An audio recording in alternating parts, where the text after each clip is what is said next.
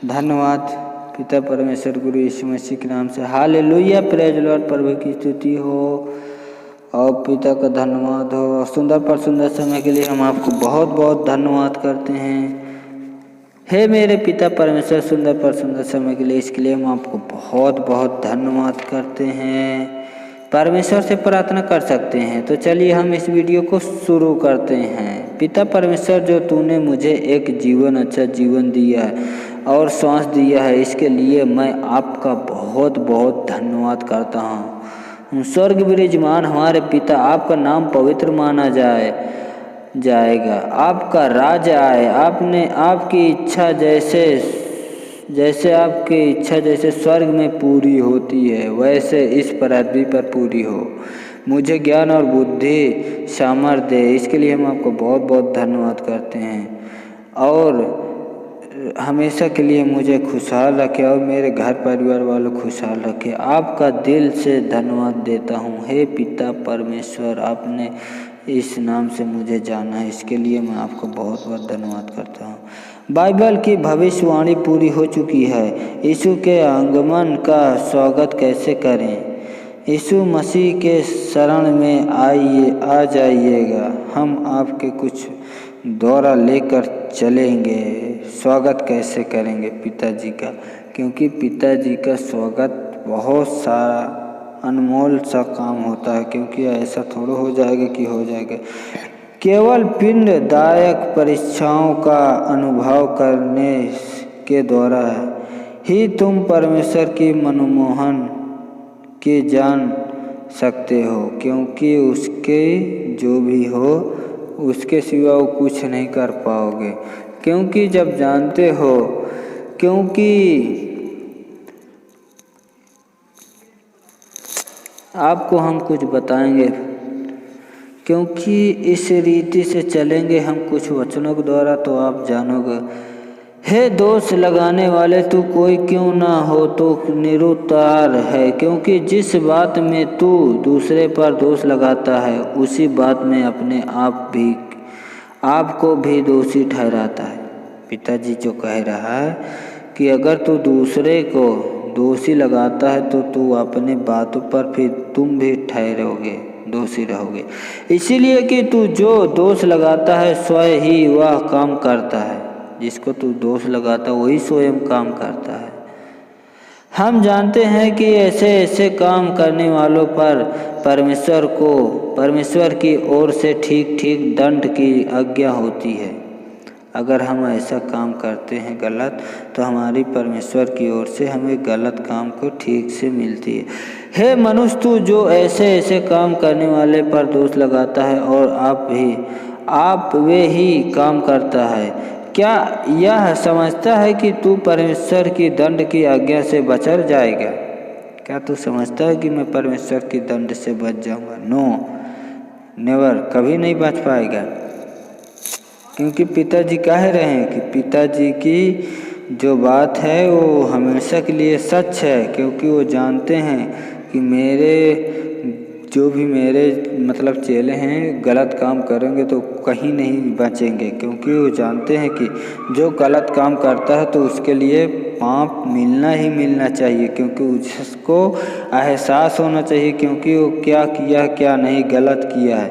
तो मैं आपसे विनती करता हूं कि आप लोग समझ जाएंगे, ताकि आपको हमेशा रीति रिवाज से चलते रहेंगे तो आगे से आगे बढ़ते रहेंगे। अगर आप नहीं जान पाओगे तो हमेशा के लिए पीछे रहेंगे, क्योंकि वो जानते हैं पिताजी जानते हैं कि अगर मैं इनको आज बख्श दूंगा कि तो ये आगे इससे भी गलत कदम उठा सकते हैं, क्योंकि वो जानते हैं कि अगर इसको मैं आज वो कर दिया तो ये गलत काम आगे भी उठा सकते हैं।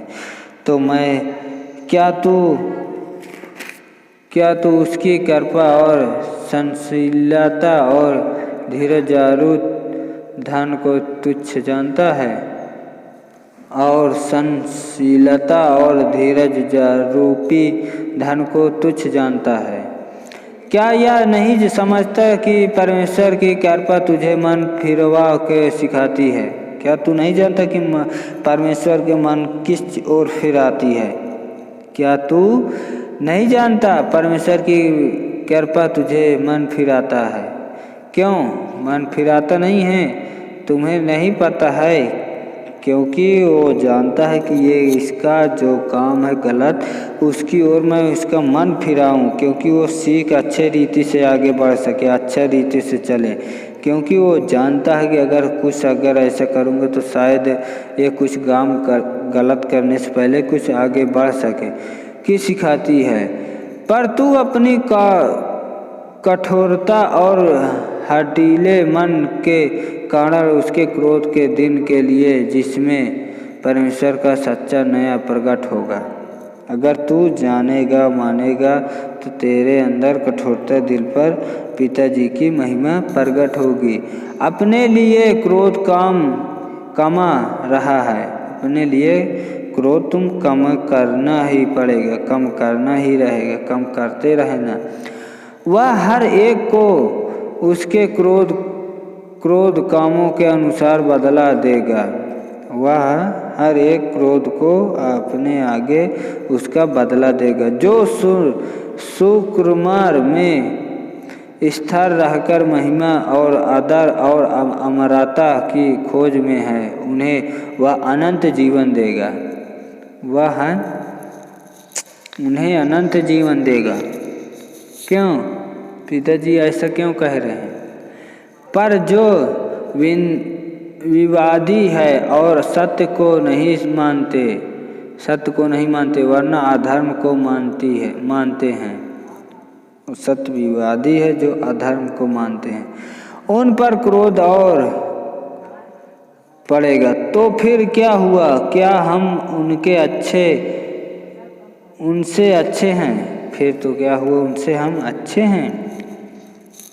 वो सोचते रहते हैं, नहीं ऐसा कुछ नहीं है, कभी नहीं, क्योंकि हम यहूदियों और यहूदियों दोनों पर यह दोष लगा चुके हैं। हम दोनों पर दोष लगा चुके हैं कि वे सब के सब पाप के वश में हैं। सब के सब पाप के वश में हैं।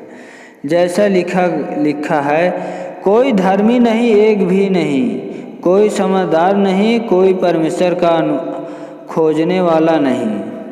जो जितने हैं, कोई पिताजी को खोजने वाला नहीं है, सब का धर्मी है।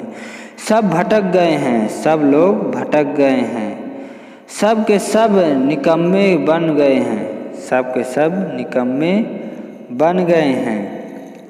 क्यों सब के सब निकम्मे बन गए हैं? कोई भलाई करने वाला नहीं, एक भी नहीं, कोई भलाई करने वाला एक भी नहीं है।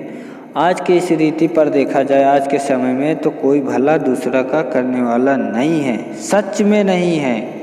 क्योंकि मैं जानता हूँ मेरे साथ कौन कैसा करता, मुझे पता है। तो आप लोग क्यों ऐसा करते हैं? तो ऐसा मत करिए। एक दूसरे का उद्धार करिए, एक दूसरे का सहारा बनिए, एक दूसरे का काम करिएगा, एक दूसरे से मांग और जांच हर चीज़ करिएगा।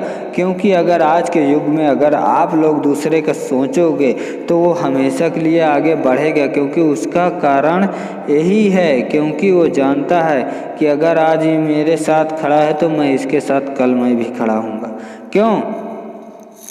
क्यों ऐसा कहता है?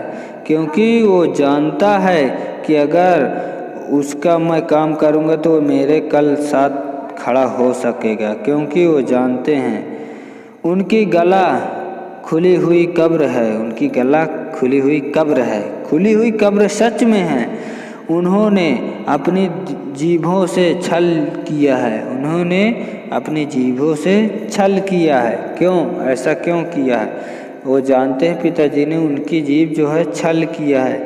तो मैं आपको कुछ सिखा चुका हूँ कुछ रीति की ओर से, कुछ आपको समझ में आ गया होगा।